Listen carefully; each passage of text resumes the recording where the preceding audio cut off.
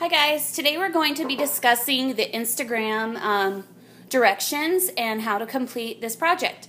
Now Instagram is a social media outlet that many people at least know of or possibly are using, and it's a fun way to express ourselves, and so we're going to do a fun take on it. This is something that I will be hanging on my walls throughout the year because I just love seeing your creativity and your gorgeous faces. So let's take a look at the directions. First, when you get your paper, it'll look like this. So you take, and I look at it, you could tell it looks similar to an iPhone. Has all the functions down here, their battery, the time, and then you'll see it says Instagram. So what you're going to do first is you are going to cut out your picture and you are going to glue it down. You want to make sure it fits the space, and you could possibly cut it to fit the space. But if it doesn't fit, like for example, like this one, if it doesn't necessarily fit, you want to actually shade around or create a border or something so it doesn't look, missing, like it's missing information. So the very first thing I want you to do is, after you glue it down, is take a look at the directions. On the directions it says write your first and last name creatively. Well, I've kind of admitted that part. I've made it to so it's just your first name. That way you can really get creative with your name. So when you look at Macy's, you can tell right away that she was really creative with her name. And another example would be Maddie's, who also had a little fun with her name, put her own personal spin on it. The next thing you're going to do is think about the adjectives that we looked up on Friday using the thesaurus section of dictionary.com. And I asked you to pull out 7 adjectives. But now you're going to look at those 7 adjectives and circle.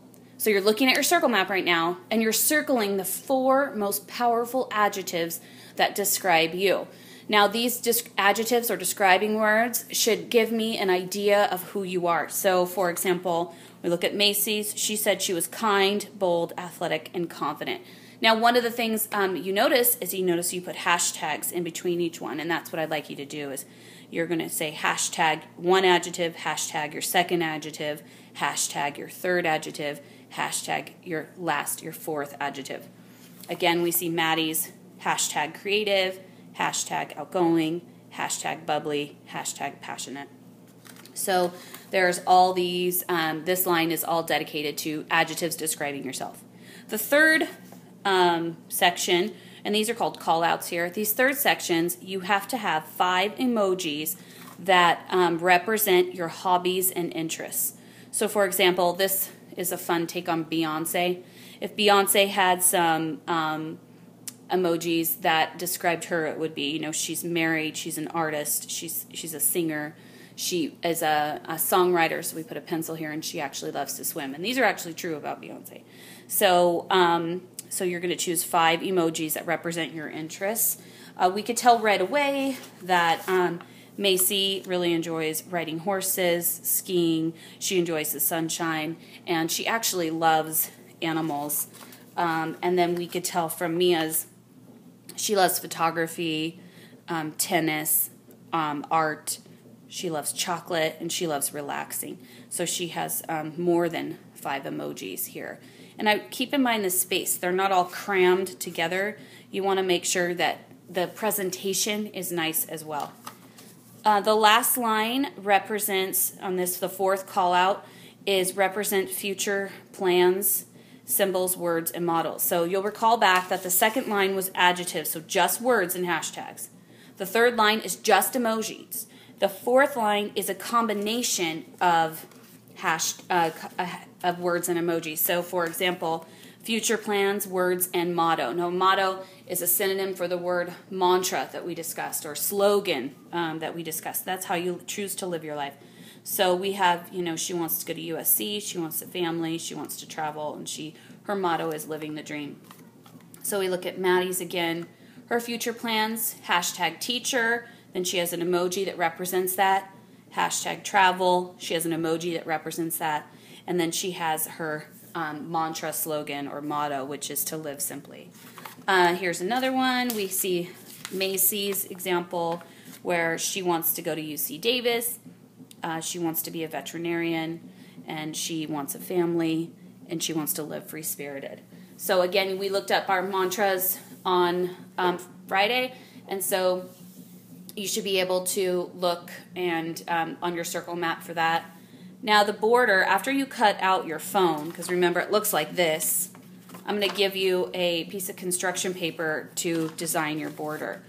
A lot of people did some really fun, cute ideas, but I recommend that the border be bold. So you want to have kind of less is more. See how they chose one pattern as opposed to several different patterns, and they just kind of stuck with it. The other thing I want to talk to you about is all of these are really good examples, but some of them were marked down points. Like unfortunately, Mia, who's a beautiful artist, she had some points marked down because she had pencil here, and I wanted you to trace over that with pen. And then, does anybody notice what's wrong with the fourth line? Just emojis. So it needs to have words and emojis. So make sure you follow these directions to a T. So again, we have our creative name written down. Second line is 4 adjectives with hashtags that describe you. Third are emojis that represent your hobbies and interests. The fourth are your future plans, which includes a combination of words and emojis separated by hashtag. And the very last section should have a hashtag and your mantra or your philosophy on life. And then once you're done with that, I'll give you your piece of construction paper so you can back it, mount it, and draw it creatively. In any case, I want you to really have fun with this. I want you to get creative. A little management tip is I would do your last line first, because you don't want to use all of this space here and have it like large and then be writing teeny tiny on the bottom. You want to make sure that you are gauging your space appropriately, and then make sure your background is all colored and filled in. There should be no white space at all. So no white space. Okay, so enjoy, have fun, and I can't wait to see what you're going to come up with.